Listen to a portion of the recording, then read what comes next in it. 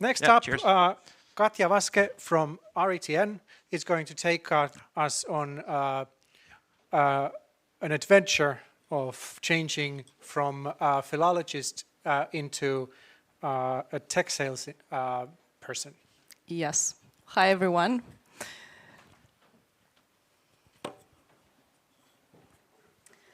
Yeah, thanks so much for having me here. It's very exciting. And yes, my name is Katja Vaske, and today I want to share a few personal stories and lessons from my unexpected journey into telecom. So, you see, I came into telecom with absolutely zero technical background, none. And I still remember my first interview. They asked me a very simple question. What is the internet? I mean, we all know what the internet is, right? So apparently my answer was just good enough because I got the job. But now, more than 5 years later, I say that I will answer that question completely differently than in my interview. So the first couple of years were quite rough, but I was lucky to have very kind and supportive colleagues, and they patiently explained me again and again everything that I asked, but still I double-checked everything, especially before talking to clients. That academic perfectionist part of me was very much alive those days. Very quickly, I noticed a clear divide between engineers and ordinary people. I mean, salespeople, sorry. And it reminded me of my time in a big Finnish publishing house, Sanoma, if someone knows. And they made newspapers. Do you still remember how they look like? Right? The big papers with words. So the editorial and sales team were like two parallel universes. And they were literally divided by a secret door in the kitchen. You can see that door in my slide. And happy past Halloween, by the way. So I knew about that door because I was running a special project which involved two teams. And I got to move between two worlds, literally. And, well, here I am again. Different industry, but the same story.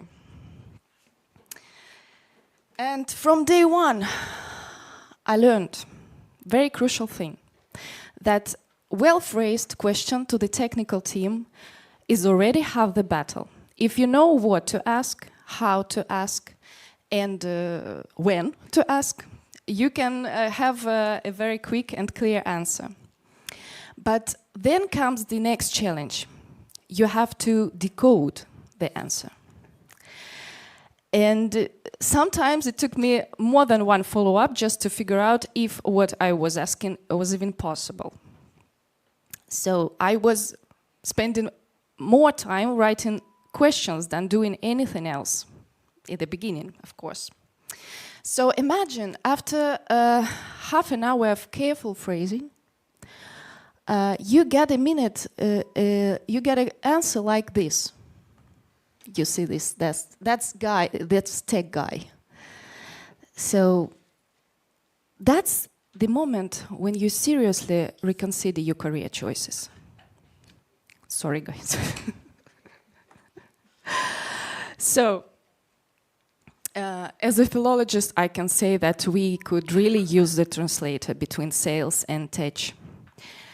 And if there isn't one, and we have no one, someone had to learn other side's language. And that would be the person who needs this most. And guess who? Do you have any ideas? Okay, Alex, you have. The new employee. That's correct also, but I mean, like in general, all sales people should learn some technical language.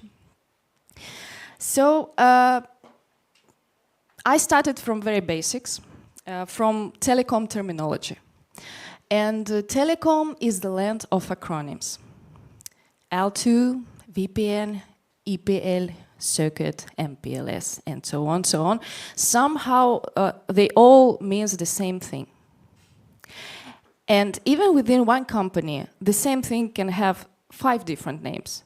And when you add clients to this, then it became full linguistic adventure, believe me. So, lucky me, my background in languages helped me very much to navigate through all these terms. I work in 3 languages, and still I have like moments like this. When we recently discussed with our customer their data center setup, we realized just halfway through the conversation that we were using the same word for different things. The client was using word rack, meaning the mount for the satellite dish. And I was using rack, you probably guess, like for telecom cabinet. So imagine their surprise when they realized how much we will charge for what they think was just mount for the satellite dish. Fortunately, we figure out the mixed up quite quickly before it's too late, but never knows. So I'm sure many of you have the similar stories, and if you remember one from your experience, please share it during the coffee break or maybe in sauna. I'd love to hear it.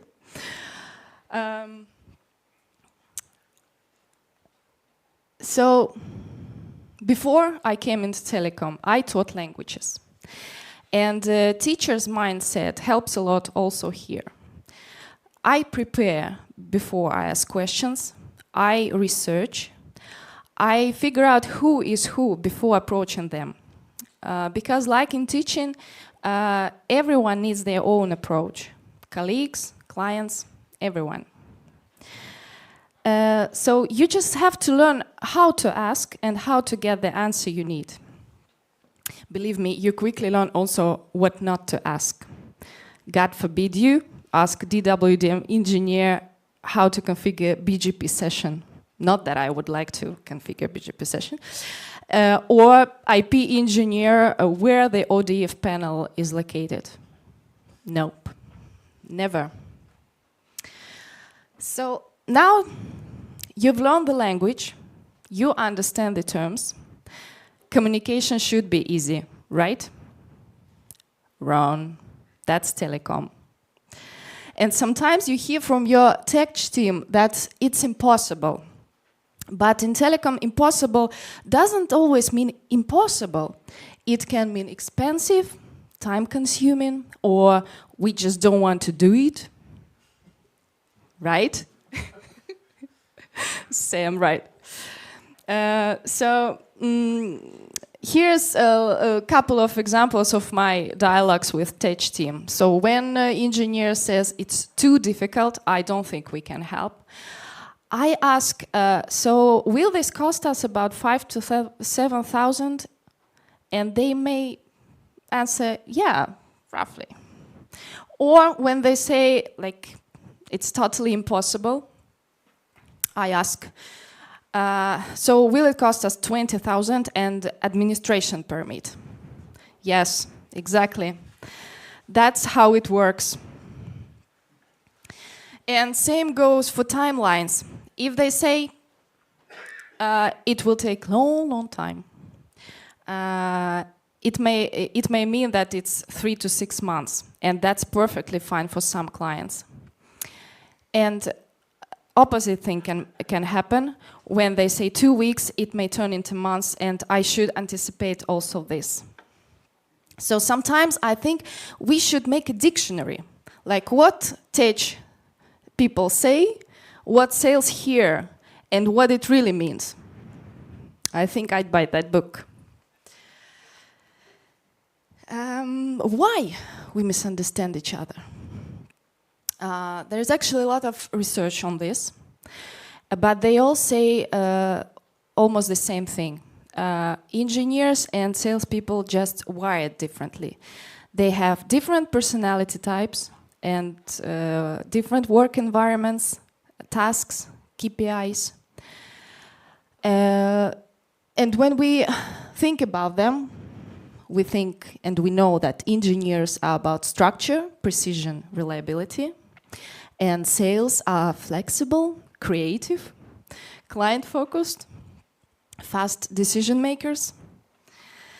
And sometimes when I ask a simple question, when I supposed to get the answer yes or no, like, can we provide L2 service there? I have an answer like this. We have a switch there. So that's actually a yes. I know that. No. But how much easier life would be if we just add one word before, like your answer, like, yes, we have a switch there. Simple pleasures for salespeople. And I think there's also a perception issue. Because many think that salespeople are cold, money-driven creatures. And to be fair, I used to think that too before I came here. In reality, good salespeople just want to help clients to solve their problems. And that's the real motivation. So when we ask you stupid questions, we probably just want to find the best possible solution. And I understand also, of course, that trust goes both ways. And sales should never promise something that they couldn't deliver. Because that puts our technical colleagues in a very tough spot. And they are our most valuable asset. How do we build trust? For me, it's transparency. The more details you give, the better the answer you get. And I always like the technical side of question. And before offering something to the customer, I want to know how it's built and how it works. Actually, I learned how to work with KMZ maps. Okay, not to draw, but I can change the color of a route line.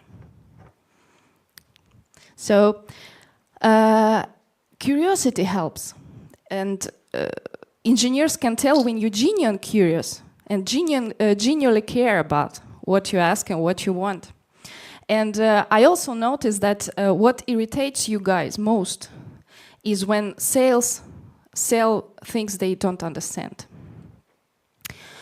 And that was my nightmare in the beginning, because telecom is huge and I was thrown to the active sales from the day one. So it was like crash course in survival. But hey, you know, I survived what is the internet question, so we are good here. And now I can say you also that it's much easier for me to ask dumb questions now when I know something about telecom. And now we are coming to translating between client and engineer. Here my philology background comes full circle, because sales is basically translation. We are interpreters between the client and the company, especially the tech side. So just like in actual translation, the context is the key to everything. And when I used to translate long reads for Helsinki and Sanomat, I learned that first you need to understand the meaning, then you worry about the words. So same in sales. We constantly translated client, tech, client, all day long. And that's the circle. Client send us a request, sales translated into technical, or broken technical. Engineer replies in pure engineer, and sales translated back into human. So the circle of life continues. So context, transparency, and trust are essential.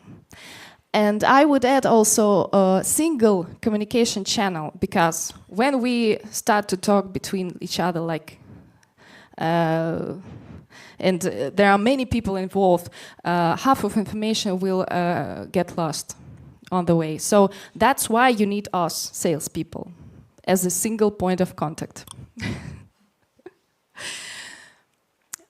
If I have to summarize everything I've learned, hear me out. So the secret to understanding between departments, people, or even universes is trust. And if you want something practical, then I would suggest joint meetings, regular, shared KPIs, one goal, one team, one language. So here's the fun part at the ending of my story. Sometimes something magical happens. An engineer turns into sales. Yeah, you know, that's like a superhero origin story. And that happened twice in our team, so I can grant it. And every time we are reminded that every time it happens, we are reminded that we are on the same side, actually. We have the same goal, and we are not so different after all. So if someone asks me again, what is the internet? I'd say it's not cables or routers or even networks. It's people trying to understand each other. And if you ever feel lost in translation, don't worry. We've all been there. Thank you very much.